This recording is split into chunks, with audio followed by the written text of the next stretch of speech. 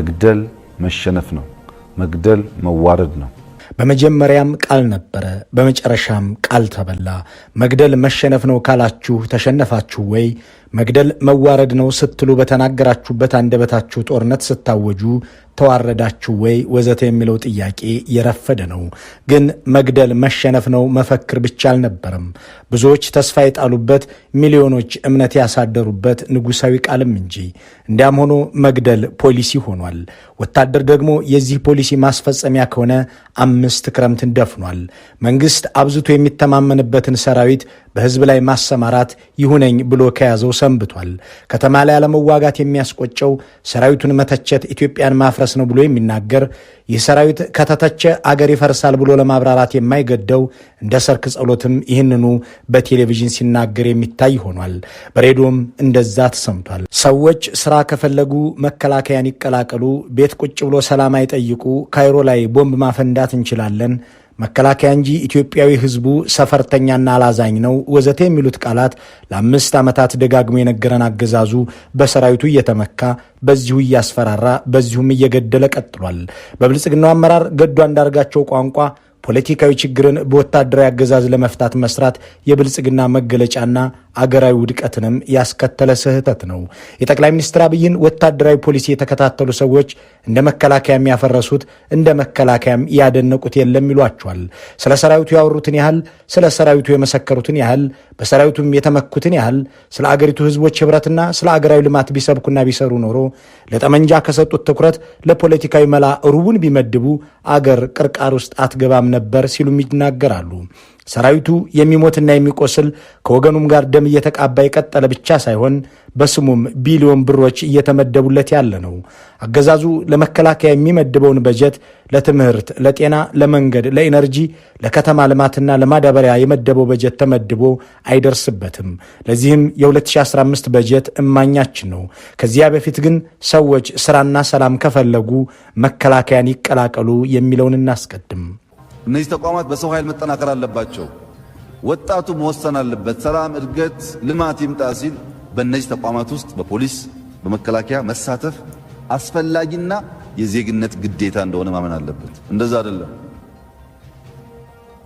ዝርዝሩን ማንሳት ስለማልፈልግ ነው እንጂ እጅግ አሳፋሪ ነው። 110 ሚሊዮን ህዝብ አለባት የምትባል ሀገር ይሄ ችግሯ መሆን አይገባውም። ማሰብ ያስፈልጋል። እኛ ራሳችንን ሰተን የማንሳተፍበት ማንኛውም ስራ በየቦታ የሚፈጠር ችግር እንዴት አይፈታም የሚል ጥቅል ንግግር ብዙ ዋጋ የለውም። እዚህ ጋር የተነሱት ነጥቦች ግልጽ ናቸው። ይህንን ማብራሪያ የሰጡት አገሪቱ ሰላም አጣች፣ ፖለቲካዊ መካረሮች በመበረከታቸው ምክንያት የሰው ህይወት እየጠፋ ሰላምም እየነጠፈ ነው ተብለው ሲጠየቁ በ2012 የመለሱት ነው። እሳቸውም ወጣቶች በብዛት መከላከያን ካልተቀላቀሉ ሰላም አይመጣም የሚል ምላሽ ይሰጣሉ። ይህን ችግርን በፖለቲካዊ መንገድ ለመፍታት አለመፈለግም ብቻ ሳይሆን የመግደያ በትር ማነሱንም የሚያመለክት ነበር። ይህንን ሲናገሩ የአገሪቱ መዳን ከአፈሙዝ ይመዘዛል፣ የአገሪቱ ሰላም ከጠመንጃ ይቀዳል እያሉ መሆኑ ማስረጃ ነው። ቀጥለውም ወጣቶች ኑ መከላከያ ግቡ ስላችሁ ካልሰማችሁ ሰላም አትጠይቁኝ ይላሉ። ሀገር ወዳድ ዜጋ ከሀገር መከላከያ ጋር፣ ከፖሊስ ጋር፣ ከመንግስት ጋር በጋራ መቆም አለበት። በተደጋጋሚ ተጨማሪ የሰው ኃይል እንፈልጋለን፣ ኑና መከላከያን አጠናክሩ፣ ኑና ፖሊስ አጠናክሩ ስንል ያልሰማ ጆሮ በፌስቡክ ቢጨው ኢትዮጵያን አይታደጋት። ኢትዮጵያን መታደግ የፈለገ ኃይል እነዚህን ተቋማት ማጠናከር አለበት። ኢትዮጵያን የምታደጋት እሳቸውና መንግስታቸው ከተቃዋሚዎቻቸው ጋር የሚያደርጉት ፖለቲካዊ ድርድርና ውይይት ሳይሆን ጠመንጃ፣ መከላከያ፣ ፖሊስና ሰራዊት መሆኑን እንዲህ ሲናገሩ የአፍ ወለምታ አይደለም። ደጋግመው የሚሉት ብዙ ጊዜም የሚያብራሩት ነገር ነው። ኢትዮጵያ ማለት ሰራዊቱ እንደሆነ ይህ ሰራዊትም ከተነካ ኢትዮጵያ እንደምትፈርስ ደጋግሞ ተናግረዋል። ከዚህ ሰራዊት መፈጠር በፊት የኖረችን አገር ይህ ሰራዊት የተተቸለት ኢትዮጵያ ትፈርሳለች ይሉናል። መከላከያ እያሉ የሚውሉ ከአሁን በኋላ መከላከያን በማይገባ ድንበር ከነካ ትቀፈደዳለህ። አይቻልም እንደሱ። ቢኮዝ መከላከያ ከፈረሰ የለንም። አገር ጠብቆ ያለው መከላከያ ነው። መንካት የለብንም። መከላከያን ከነካህ ትቀፈደዳለህ የሚለውን የአገር መሪ ንግግር የማይመስለውን ቃል ትተነው መከላከያ ከፈረሰ የለንም፣ አገር ጠብቆ ያለው መከላከያ ነው የሚሉትን ጉዳዮች እንመልከት። መከላከያ አገር ጠብቋል ሲባል የአገሪቱን ሰማይና ድንበር ከወራሪ ታድጓል ማለት እንዳልሆነ ታይቷል። ሁሉም የአገሪቱ ጎረቤቶች ኢትዮጵያ ውስጥ በትንሹም በትልቁም ጉዳይ ሰራዊታቸውን አስገብተዋል።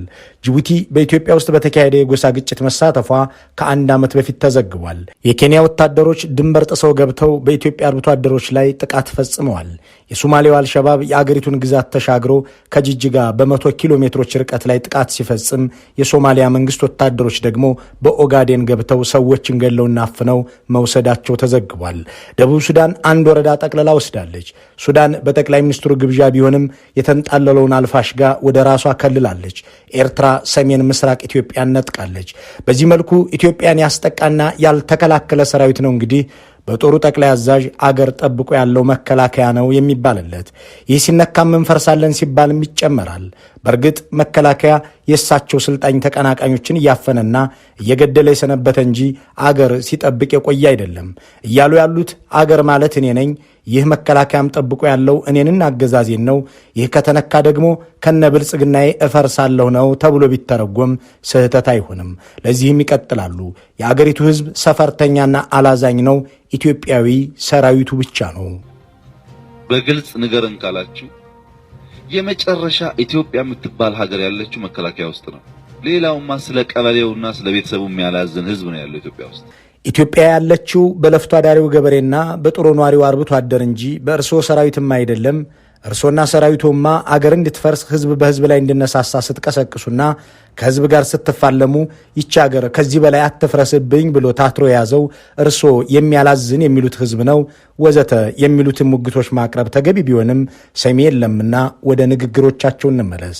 ከዚያ በፊት ግን ብልጽግና ፖለቲካዊ ችግር ለመፍታት ከወታደራዊ አማራጭ ውጭ የሚታየው መንግስት አይደለም የሚለውን የገዱ አንዳርጋቸውን ንግግር እናስታውስ።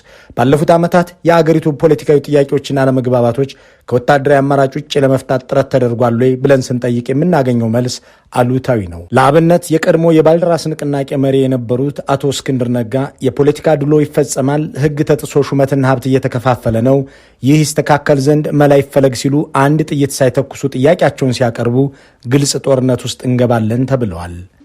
አሁን ባላደራ ባደራ እንደሚባለው አይነት ጫወታ የምትጫወት ከሆነ ግን ግልጽ የሆነ ጦርነት ውስጥ እንገባለን ማለት ነው። ይሄ መታወቅ አለበት። ምክንያቱ ለፖለቲካዊ ጥያቄዎች ጠመንጃ መምዘዝ፣ ለትችት ሰይፍ ማንሳት የአገዛዙ መለኪያ ነው የሚለው ክርክር ያን የከተማ ፖለቲካዊ እንቅስቃሴ ገፍቶ ዛሬ እስክንድርን ነፍጥ አስነስቷል።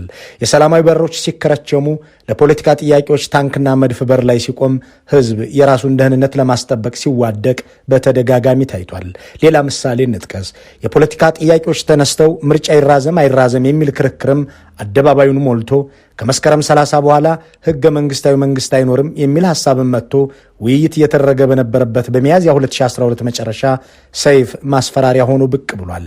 ያኔ በአዲስ አበባ ያሉ ፖለቲከኞች የሽግግር መንግስት ሲጠይቁ፣ የመቀሌዎቹ ደግሞ ምርጫው ከተራዘመ የራሳችንን ምርጫ እናደርጋለን የሚል አመክንዮ ሲያመጡ፣ የጦር ኃይሎች ጠቅላይ አዛዥ ግን ከሁለታችሁም ጋር አንላቀቅም የሚል አዋጅ ነበር ያወጡት።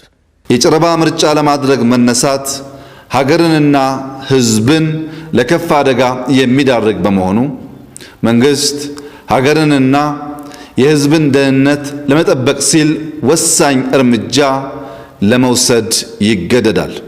ፖለቲከኞች ስልጣን እንዲይዙ ወጣቶች ማለቅ፣ እናቶች ማልቀስ፣ ቤቶች መፍረስ፣ ህዝቦች መፈናቀል የለባቸው። ፍጹም ሰላማዊ በሆነ መንገድ የፖለቲካ ጥያቄዎቻቸውን ያነሱት የአዲስ አበባዎቹ ፖለቲከኞች አቶ ልደቱ አያሌው፣ አቶ ይልቃል ጌትነት፣ አቶ በቀለ ገርባ፣ አቶ ጀዋር መሐመድና ሌሎች ከርቸሌ ገቡ። የመቀሌዎቹም ላይ ጦርነት ተከፍቶ እንደተዛተው ወጣቶች አለቁ፣ እናቶች አለቀሱ፣ ህዝቦች ተፈናቀሉ። ለፖለቲካዊ ጥያቄ ጠመንጃ ምላሽ ሲሰጥ እንዲህ ያለ ጣጣ አምጥቶ አማራ ክልል ላይ ደርሷል። በተደጋጋሚ ለተጠየቁ የፖለቲካ የመብትና የህልውና ጥያቄዎች ጠመንጃ ምላሽ ሆኗል።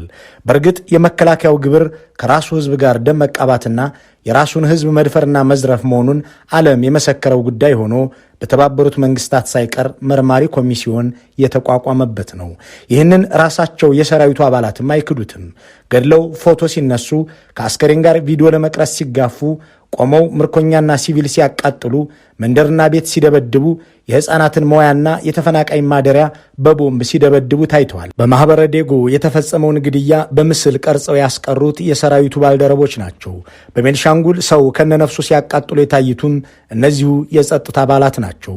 በባሌ የገበሬ መንደር ሲያጋዩ ቀርጸው እዩልን ያሉት እነዚሁ የኢትዮጵያ ጠባቂ እየተባሉ የሚወደስላቸው ወታደሮች ናቸው። ይህንንም ራሳቸው ሲናገሩትና ሲያጋልጡት ተደምጠዋል። ትግርኛ ተናጋሪ ከሆነ ጁንታ የሚል ቅጽል እየሰጠ ነው።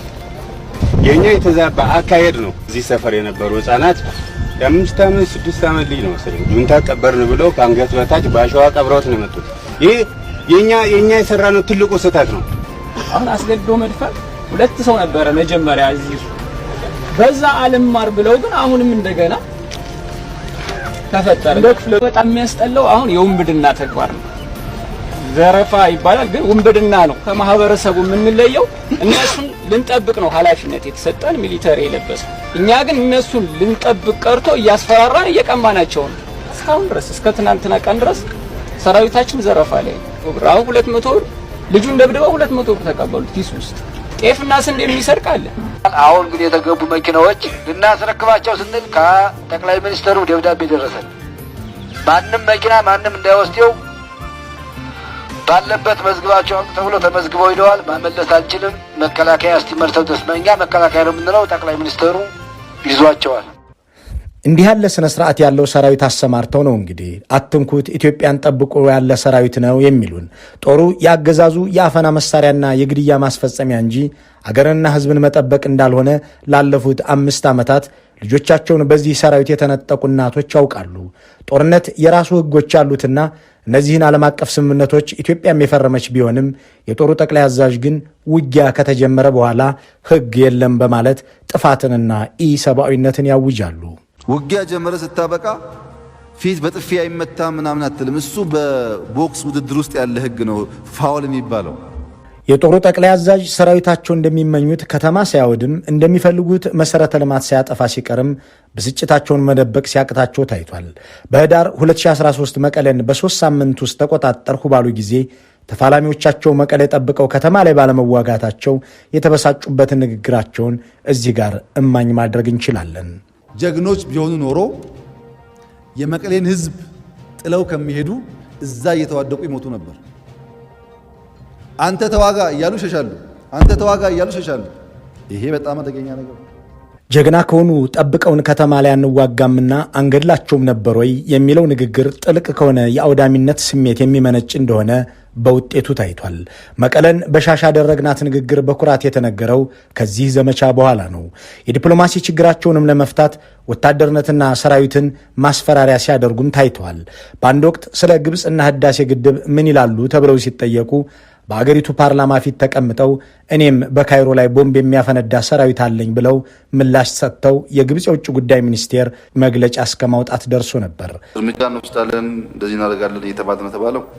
ያው እንግዲህ ኢትዮጵያውያን በውስጥም በውጭም በታላቅ ትህትና እንድትገነዘቡ ፈልገው 1/4 የኢትዮጵያ ህዝብ ድሃ ነው እና ወጣት ነው። ስለዚህ አፍሪካ ጋር እንዋጋ ከተባለ ብዙ ሚሊዮን ማሰለፍ ይቻላል ማለት ነው። አንዳንዱ ሚሳኤል መተኮስ የሚችል ከሆነ አንዳንዱ ደግሞ ቦምብ ታጥቆ ለኢትዮጵያ ከሆነ ለባንዲራ ከሆነ ለምን ያልሆነም ካይሮ ላይ ያፈነዳል ማለት ነው። እዚህ ውስጥ ያለው ንግግር ዲፕሎማሲያዊ ብቻ አይደለም። ወታደርነትን የድሃ ሙያ አድርጎ በመመልከት የድሃ ነፍስ ካይሮ ድረስ ሄዶ ሊሞት እንደሚችልም የሚጠቁም ነው። የዲፕሎማሲ ችግርን በውይይትና በድርድር ለመፍታት ከመጣር ይልቅ ካይሮ ድረስ ሄዶ ቦምብ የሚያፈነዳ ድሃ ህዝብ አለኝ ብሎ መናገር አሁንም ፖለቲካዊና ዲፕሎማሲያዊ ችግርን በጠመንጃ ለመፍታት የሚደረገው ጥረት አካል ተደርጎ ለምሳሌነት የሚቀርብ ነው። እንዲህ ያለውን ነገር ቀጥለውበት አሁን ደግሞ ጎረቤት ሀገርን ስለመውረር እያሰቡ እንደሆነ ዓለም አቀፍ መገናኛ ብዙሃን እየዘገቡ ናቸው። በቤተ መንግስታቸው እየጠሩ ለሚነግሯቸው ኢትዮጵያውያን እንዳብራሩት በግድም በውድም ኢትዮጵያ የወደብ ባለቤት ትሆን ዘንድ እየሰሩ ናቸው። ሌላም እንጨምር። የሲዳማ ህዝብ የክልልነት ጥያቄ አንስቶ ሰልፍና ሰላማዊ ተቃውሞ ሲያቀርብ ከዚያ በፊት በጅጅጋ የወሰዱትን ወታደራዊ መፍትሄ እንደማሳያ በመጥቀስ ሶማሌ የሆነው ደቡብ ይደገማል ሲሉ ነበር የዛቱት። ከህጋዊ መንገድ ውጪ ምንም አይነት ሙከራ ቢደረግ ሶማሌ እንደሆነው ደቡብም ይሆናል። በደቦ በጩኸት የሚፈጠር ነገር ከእንግዲህ በኋላ ማስተናገድ ትዕግስታችን አልቋል። እንደዛቱትም አልቀረ በእሳቸው የታዘዘው ጦር የብዙዎችን ነፍስ ቀጠፈ። የተነሳው ሰላማዊና ፖለቲካዊ ጥያቄ ቢሆንም ቀዳሚው ምላሽ ግን ወታደራዊ ነበር። እናም ብዙ ደም ፈሶ ብዙ ቤት ውስጥ ሐዘን ገባ። ቁጥራቸው ስማቸው የሆነ ሰዎች በዚያ አለቁ። በ2012 የብር ኖት ቅያሬ ሲመጣም እንዲሁ ወታደራዊ መፍትሄ ነበር የተሰጠው። ያልዳበረ የባንክ አጠቃቀም ስርዓት ባለባት ሀገር ብር ሲቀየር ሊፈጠር የሚችለውን የተጓተተ አካሄድ የሚጠበቅ ቢሆንም የጦሩ ጠቅላይ አዛዥ ግን ለሰራዊቱ ልዩ መብት ሰጥተው በኃይል ውረሱ ሲሉ አዘው ነበር። 1.5 ሚሊዮን ብር በላይ የያዘ ሰው አውቶማቲካሊ ቮይድ ነው፣ ይወረሳል። ገንዘቡ ይወረሳል። መከላከያ ከወረሰው መከላከያን ለማጠናከር እንጠቀምበታለን። ለኛ ሰጡ ነው። መከላከያዎች ውረሱትና እናንተ አቅማችሁን አጠናክሩበት። ገንዘቡ እኛ የምንፈልገው ህገወጥ ገንዘብ ይጠፋ ብቻ። አገዛዙ ከህግ በላይ ጠመንጃውን እንደሚያምን ከሚያስረዱልን ምስክሮች አንዱ ይህ ንግግር ነው። ዜጎች የብር ቅየራውን ተከትሎ የሚፈጠርባቸውን ግርታም ሆነ የሚፈጥሩትን ጥፋት ህጋዊ በሆነ መንገድ ከመዳኘት ይልቅ ለታጠቁት ወታደሮች ውረሱ የሚል መብት ተሰጣቸው። ህጋዊ በሆነ መንገድ ሰዎች ቅሬታ እንዲያቀርቡ፣ እንዲመከሩ፣ እንዲከሰሱ አሊያም መሰል ነገር እንዲያደርጉ ሰላማዊ ሁኔታዎችን ከማመቻቸት ይልቅ ውረሱ ተብለው ይኸው ሰራዊት በህዝብ ላይ እንዲዘምት ታዘዘ። በዚህም በተለይ በኦሮሚያና በሶማሌ ክልል የመንግስት ወታደሮች ቤት ለቤት እየዞሩ መዝረፍና የህዝብን ገንዘብ መንጠቅ ስራቸው አድርገውት እንደነበር በወቅቱ ተዘግቧል። ቢያንስ የብር ለውጥ ለማከናወን ከአፈሙዝ ውጪ ምንም ምርጫ ያልታየው አገዛዙ በማህበረሰብ መሃል ሰራዊት እንዲዘምት በማድረጉ ዜጎች ለዓመታት የደከሙበትን ሀብት ለአገዛዙ ጭፍራዎች እንዲያስረክቡ አድርጓል። ፖለቲካዊ መብት ለጠየቀም ጠመንጃ፣ ብር ቅያሬ ለማካሄድም ጠመንጃ፣ ተቋሚንና ጋዜጠኛን ለማሰርና ለመግደልም ጠመንጃ፣ የዲፕሎማሲ ችግርን ለመፍታት ጠመንጃ፣ ያታፈናቅሉ ጥያቄም ሲነሳ አስቸኳይ ጊዜ አዋጅ፣ ጠመንጃ፣ ወታደር፣ ታንክ፣ ድሮን የ5 ዓመቱ የስልጣን ምንጮች ናቸው። ድርድርና ውይይት አድርጉ፣ ችግር ለመፍታት ከሚንጎራደዱ ታንኮች ይልቅ የሚከራከሩ ድምፆች ይሰሙ፣ ብሔራዊ እርቅና ሀገራዊ መግባባት ለማድረግ መድረክ ይዘጋጅ ሲባል ግን እየጠየቃችሁ ያላችሁት ስልጣን ነው፣ ስልጣኔን ልትወስዱ ነው የሚል ምላሽ ይሰጣል።